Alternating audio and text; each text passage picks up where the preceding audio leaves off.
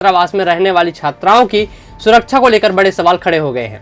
यहाँ porta cabin आवासीय school में रहने वाली 3 छात्राएं गर्भवती पाए जाने की खबर सामने आई है। नमस्कार, आप देख रहे हैं एडिटर जी न्यूज और मैं हूं आशुतोष शर्मा। इस घटना के सामने आने के बाद प्रशासन में हड़कंप मच गया और पूरे मामले को लेकर राजनीतिक प्रक्रियाएं भी तेज हो गई।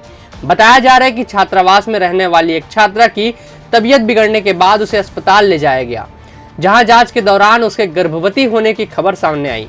इसके बाद छात्रावास की व्यवस्था और निगरानी को लेकर कई बड़े सवाल खड़े होने लगे।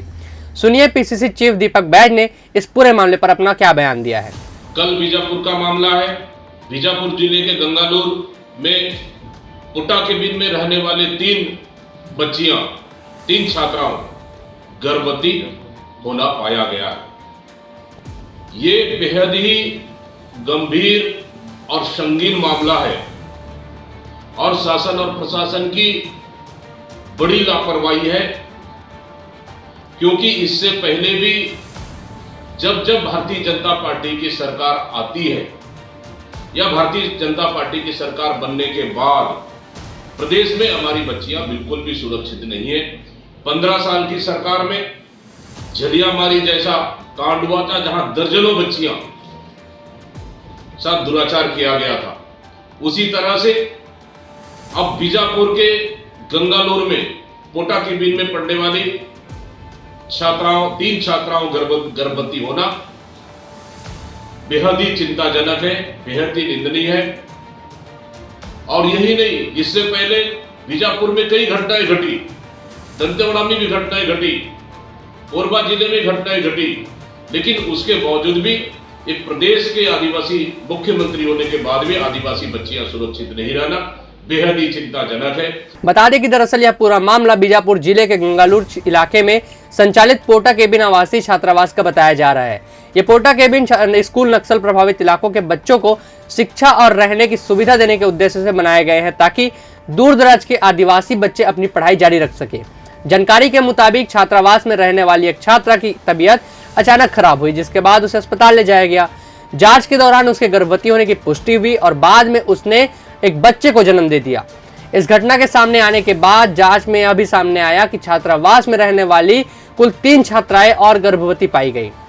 मामले के सामने आने के बाद छात्रावास प्रबंधन की लापरवाही को लेकर भी सवाल उठ रहे हैं और प्रशासन ने मामले की जांच के आदेश दे दिए हैं।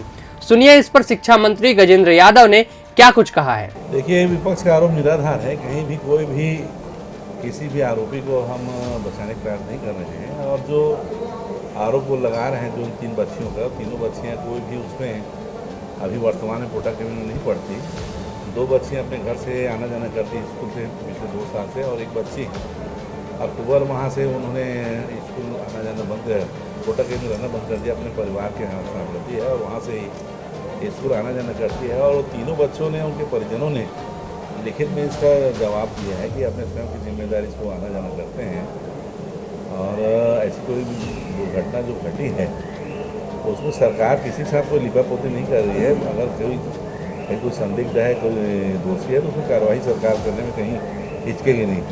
इधर विपक्ष ने इस पूरे मामले को लेकर सरकार पर बड़े सवाल खड़े किए हैं। उनका कहना है कि अगर छात्रावास में रहने वाली नाबालिग छात्राएं गर्भवती हो जाती है तो यह सुरक्षा और निगरानी व्यवस्था पर गंभीर सवाल खड़ा करता है।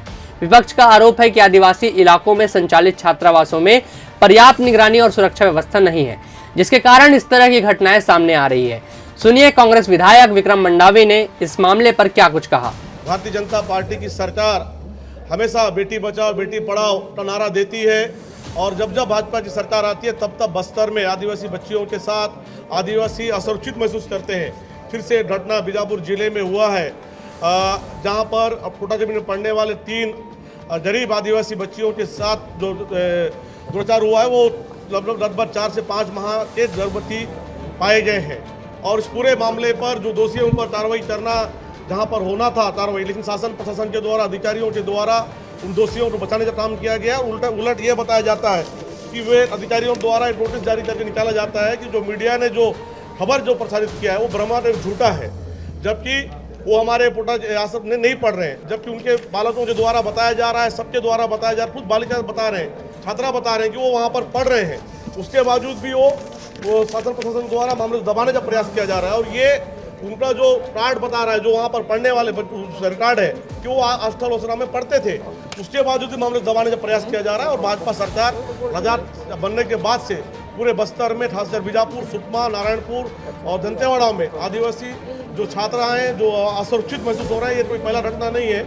इससे पहले लगातार बहुत सारे घटनाएं वहाँ पर इस तरीके से हो चुकी है। इस पूरे महत्वपूर्ण विषय पर जब हमने सदन लाकर चर्चा कराने की मांग की तो सरकार इस चर्चा से बचने का प्रयास कर रही है और सही जवाब नहीं दिया, इसका हमने विरोध किया। भाई जमा देखिए, ये तो पुलिस जांच का विषय है, लेकिन अभी तक इस पूरे मामले में ना पुलिस द्वारा FIR दर्ज किया गया है, ना वहाँ सरकार के द्वारा, प्रशासन के द्वारा इस पूरे मामले को सामने लाने का प्रयास किया गया है। जब मीडिया, सोशल मीडिया में मामला सामने आया, स्थानीय जनप्रतिनिधियों ने सामने लाया, तब कल वहाँ पर अधिकारियों द्वारा पहुँचकर वहाँ पर उसे दबाने का प्रयास किया गया। पीड़ित परिवारों से भी मेरा बात हुआ है। उन्होंने ये कहा है कि बच्चियां पूरे आश्रम हॉस्टल में पढ़ते थे और उन्हें न्याय चाहिए। फिलहाल बीजापुर के गंगालूर छात्रावास का यह मामला पूरे प्रदेश में चर्चा का विषय बना हुआ है। एक तरफ विपक्ष सरकार को घेर रहा है तो वहीं प्रशासन ने मामले की जांच शुरू कर दी है। अब सबसे बड़ा सवाल यह है कि आखिर छात्रावास में रहने वाली छात्राएं गर्भवती कैसे हुई, इसके पीछे जिम्मेदार कौन है और क्या जांच के बाद दोषियों के खिलाफ सख्त कार्रवाई होगी, क्योंकि यह मामला सिर्फ एक छात्रावास का नहीं है बल्कि आदिवासी इलाकों में पढ़ने वाली हजारों बेटियों की सुरक्षा से जुड़ा हुआ है। अगर यह वीडियो आपको पसंद आया, इस वीडियो को लाइक करें, हमारे चैनल को सब्सक्राइब करें, इस वीडियो पर कमेंट करके अपनी राय बताएं। इसके अलावा फेसबुक, इंस्टाग्राम और एक्स पर भी हमें फॉलो करें। नमस्कार, जय जोहार, जय छत्तीसगढ़।